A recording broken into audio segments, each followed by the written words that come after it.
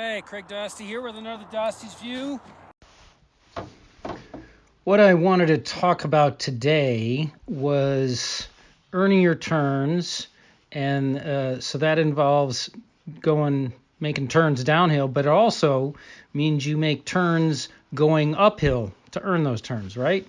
And so I wanted to talk about were the various different types of turns.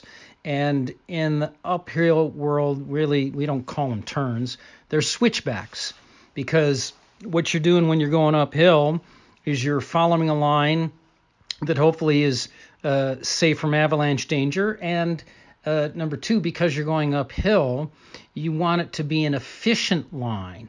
And so you need to take advantage of changes in terrain, angle, types of snow, things like that. But the main thing is you're going to, if you will, hike uphill in a switchback pattern where you're going to the right for a while and then to the left and back and forth up the hill in a way that's efficient. Now, one of the keys in making a switchback, if you need to make a tight switchback, what we call a kick turn, then when you make that move, one of the key pieces of that is when you first set your new downhill foot in the opposite direction, you need to set it in such a way that when you transfer your weight to it, you're really stable. And the key to that is getting the ski as much across the fall line as possible without displacing your hips. And I'll show you some tricks on that later too. But that's the key. And once you have a stable platform from which you can execute the rest of the kick turn, it will go easy. And you can decide which one is best for you based on the conditions in that specific spot, the steepness of the slope, and the deepness of the snow. So let's start with the basics, a downhill kick turn. I find I use the downhill kick turn hardly ever going uphill, and a lot when I get in a tight situation going downhill. The first thing you want to do is make sure that you are standing with your skis perpendicular to the fall line. Then put your hands uphill behind you, and you should be able to lean back on them for support. Transfer your weight to your uphill ski. Lift your downhill skis so the tail is up by the tip of your uphill ski, and then just swing it around. Then you can transfer your poles. First one to the downhill side, and then swing your uphill ski, transferring your weight to your downhill ski and swinging your uphill ski around 180 degrees so that now you're going in the opposite direction. The downhill turn is just a good tool to have in your quiver of ways to go from left to right. The more common thing is to simply just kind of wander your way in big, wide, sweeping switchbacks from left to right. And ideally, you just want to do a quick little roundup, or what we call an AVA turn. Your skis first form an A and then a V, and then here there's another A, and then you're going in a new direction. And that may take you 3, 4, 5 steps, but the terrain allows you to do it easily, and you want to do that as much as possible.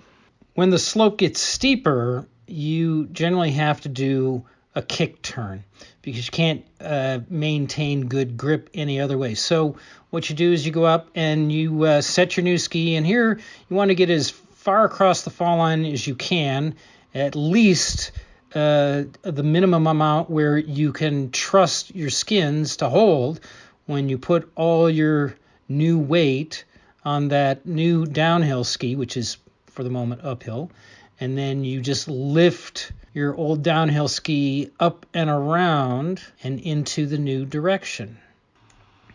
When the slope gets steeper or deeper, uphill kick turns are really hard to do. It's hard to lift your ski from the bottom up and around. So the next easiest thing to do is to just pivot your ski because you have a free pivot. So take advantage of it.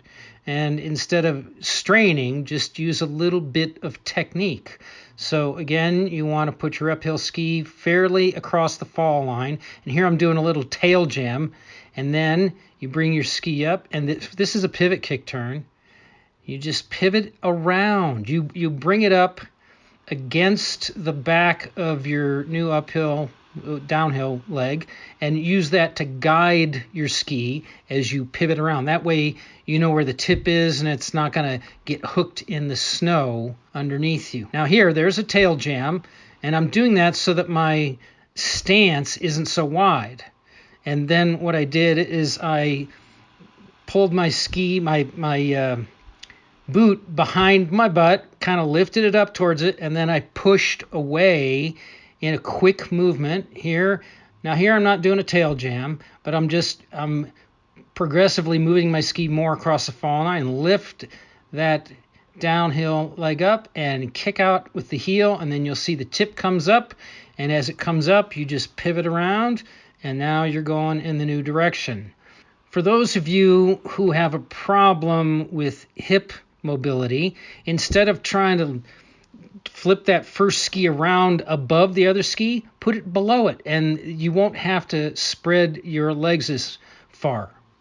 Of course, a tail jam is preferable, but you can't always do that. So being able to do a step down is a worthy method to practice. So it's important to know how to do a downhill kick turn. This is just a basic skill to have. I use it more going downhill than uphill because there's a lot of times you're dealing with some really nasty conditions and you just need to be able to make a turn. And the downhill kick turn is a guarantee. It always works, especially in situations like breakable crust. The other thing is when you're doing these kick turns, hand position is really important. Your hands tend to be behind you, below you when you're doing an uphill kick turn, but when you're doing a pivot or a snap kick turn, hands behind you is going to get in the way. So your hands need to be uphill and in front of you so that when you transfer your weight to that new downhill ski, you're stable and you can rely on it so that you can then do the move that you need to make for a pivot or a snap kick turn. Notice here I've moved my hands forward, and then when I set my ski, I move forward as well, and that gives me the stability and balance so that I can pull off the snap kick. If you don't have your hands in the right place, you can't do the move. It's also important when you're doing these to, most people do like a 20-degree skin track.